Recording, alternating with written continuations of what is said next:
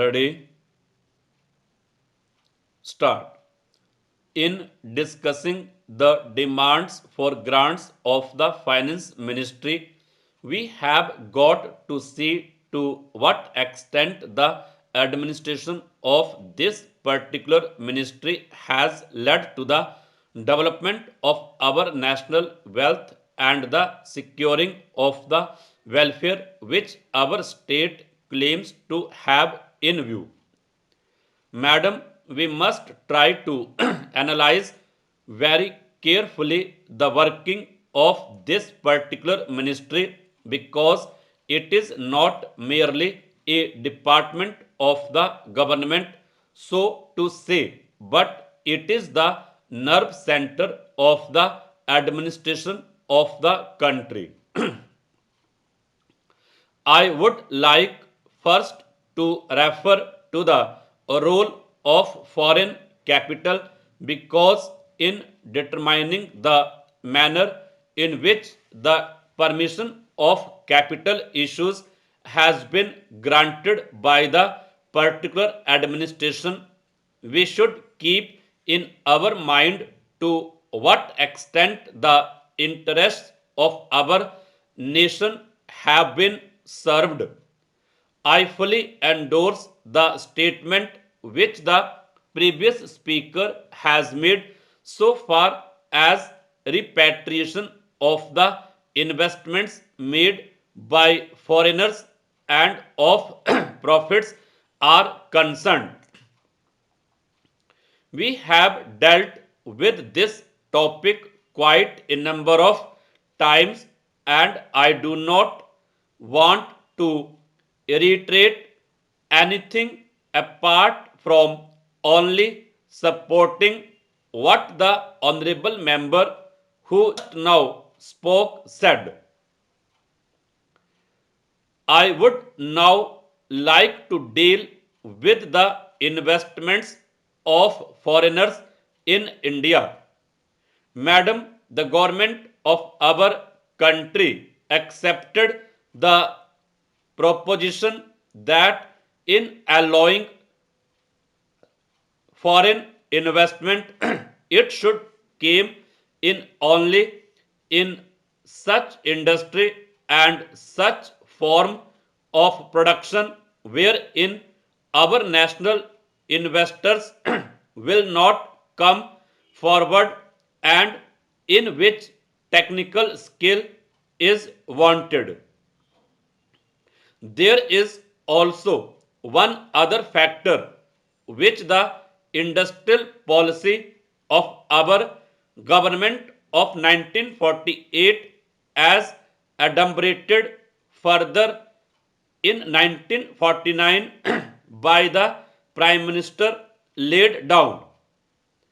It specifically said that the control and ownership of such concerns should, as far as possible, be in the hands of Indian nationals and the technical know how of our country should be developed.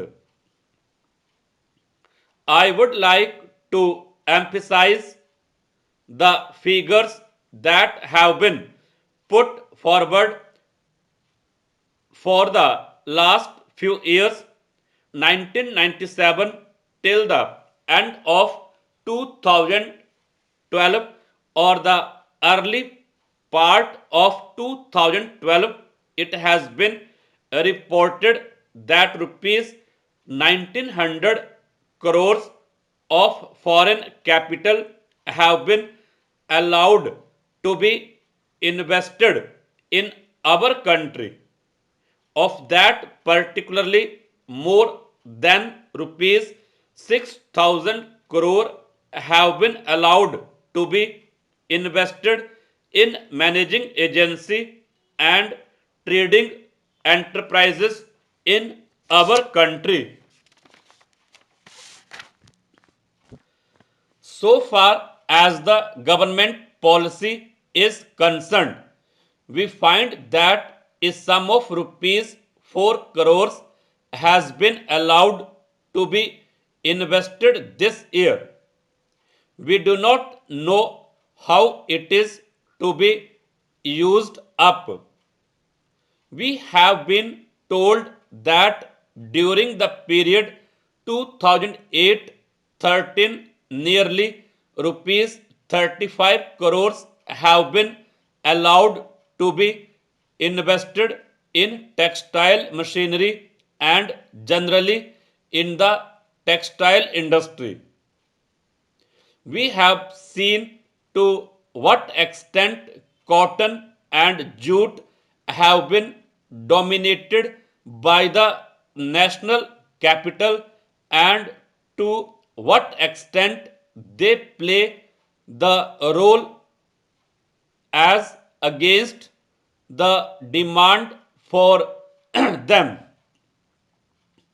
We know further what the government is doing in regard to these industries and how the Indian counterpart in these industries are having.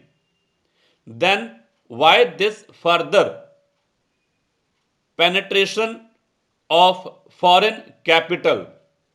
Even in regard to the expansion scheme, we find that paints, soaps, electric fans, and machine tools are some of the industries where the governments has allowed foreign interest to establish or expand their factories.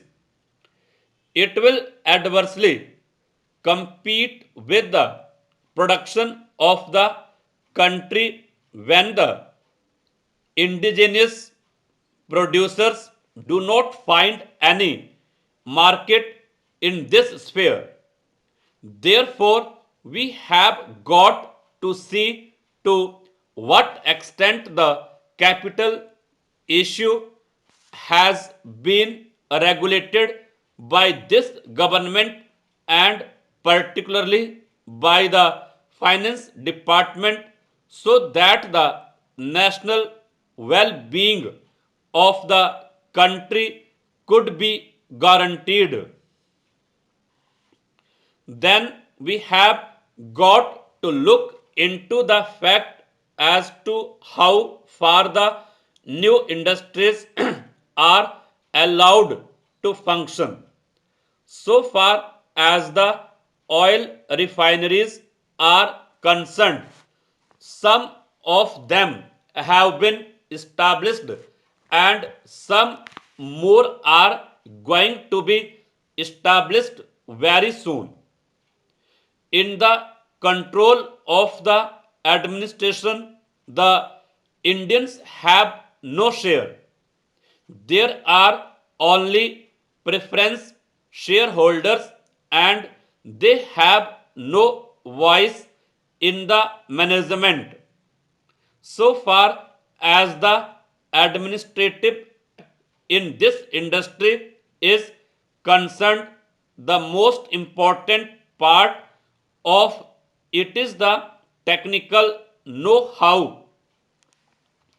They do not guarantee that they will train the Indians. That means they say even after 20 years we will have to face the problem of the know-how in respect of the oil refineries. I do not know why the government are showing softness to foreigners in this matter. Then we have another investment in collaboration with the Indian chemical industries for the manufacture of civil explosives. Here, as far as I have gathered, only 20% is going to be Indian capital stop.